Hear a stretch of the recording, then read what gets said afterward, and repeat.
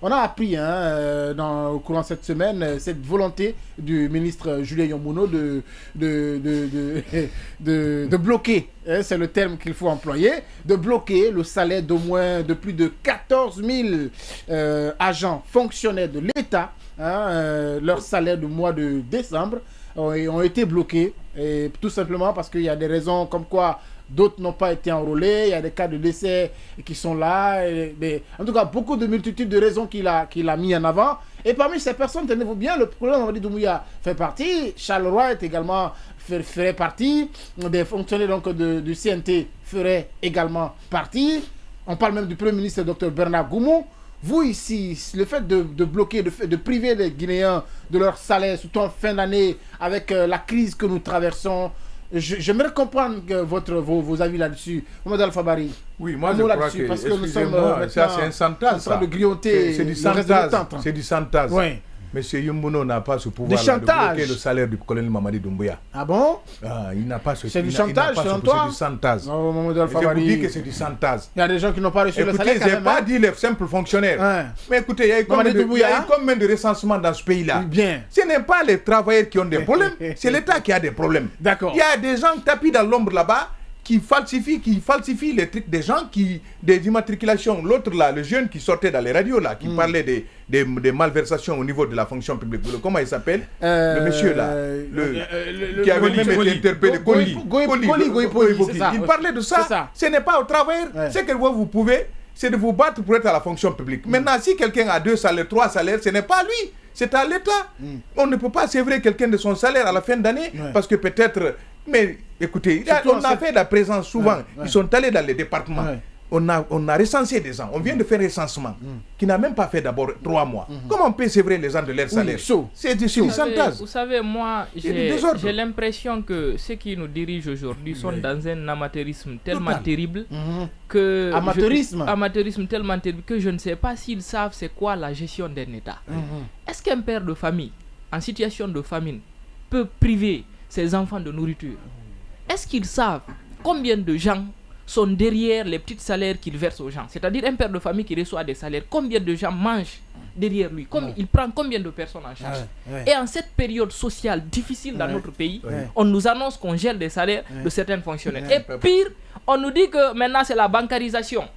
Moi, j'ai reçu, maintenant, tous les salaires seront versés, c'est un système bancaire. Alors qu'on sait que dans notre pays, le système bancaire n'est pas prêt pour ça. Nous sommes, d'abord, il n'y a pas de confiance entre les banques et les personnes. Et les gens qui vivent dans des coins reculés, des fonctionnaires qui servent là, comment eux, ils vont recevoir leur salaire avec ce qui se passe? Donc je pense que ça, ce qu'ils sont en train de faire, c'est inacceptable. Et ils vont amener ce pays dans une situation de crise tellement catastrophique que je ne sais pas si on aura le temps de résoudre ça. Parce qu'en ce moment-là, où la situation est difficile, dire que les gens, ils vont bloquer les salaires de certaines personnes, je ne sais pas qu'est-ce qu'ils ont fait. Regardez en Israël récemment. La situation de guerre, qu'est-ce que le ministre du budget et de l'économie ont fait? C'est de proposer des aides à la population parce que la conjoncture est difficile. Mais au lieu de proposer ça, d'aider les gens, nous on dit non, on va prendre plutôt vos salaires. C'est catastrophique. C'est bizarre. C'est un avertissement au peuple de Guinée. Un avertissement au peuple de Guinée. Pensant à quoi? Qu'au sommet de l'État, on ne vient pas pour apprendre.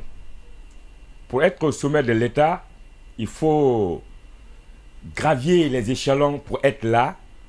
Pour que tu sois en mesure de rendre service à la population. C'est qu'à la tête de l'État aujourd'hui, nous n'avons que des néophytes. Rien que des néophytes. Venant de l'extérieur, et ceux qui étaient là, ce ne sont que des néophytes. Ils ne connaissent absolument rien à la gestion de l'État. Posons-nous la question aujourd'hui, où est la refondation alors? Où est la refondation? Parce qu'on parlait de la refondation. Exactement. Où est la refondation? Et c'est un avertissement également aux combien de 1000 personnes qui ont postulé pour être à la fonction publique. Déjà que c'est un avertissement pour eux. Et ceux qui n'ont pas été recrutés, c'est autre chose. Donc c'est au peuple de prendre sa responsabilité, de prendre sa destinée, de faire asseoir des gens réellement qui peuvent rendre service à la nation dans l'égalité et dans la transparence. Soniki Diané, pour clore. Moi, ce que je peux dire, c'est désolant. D'abord, on traverse une crise sociale, une crise politique, une crise économique très profonde. Et je me demande, ce ministre, depuis combien de temps, tous les recensements biométriques qui ont été faits, où est né le résultat? Ok. Est-ce que le peuple, les fonctionnaires guinéens méritent ça en cette période très difficile, charnière, où l'État a droit à accompagner les citoyens de Guinée? S'il faut priver les gens de leur salaire, comme mon camarade vient de dire tout à l'heure, bancariser. Nous savons le taux de bancarisation est très faible dans notre pays. Les populations ne connaissent même pas les banques. Les services ne sont pas de qualité, c'est ça la réalité. Il y a des villes en Guinée où il n'y a pas de banque. Tu vas dire, comment ceux-là pourront se bancariser? Donc, il faut tenir compte des difficultés de notre pays. Je pense que ce gouvernement même est un gouvernement qui s'attire les crises et qui adore les crises malheureusement. Et les crises en crise peuvent créer le chaos. Il faut éviter. De crise en crise, ça peut créer le chaos.